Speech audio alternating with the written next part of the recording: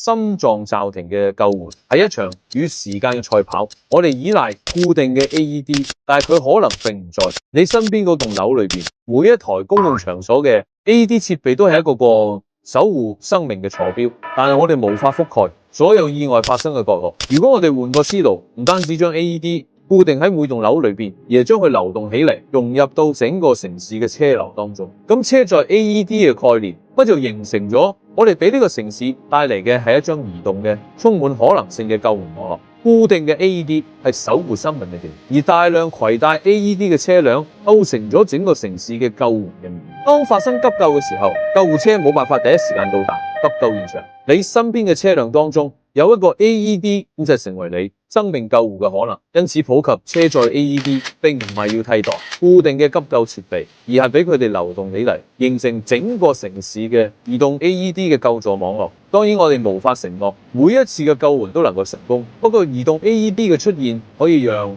固定嘅守護成為一個流動嘅陪伴。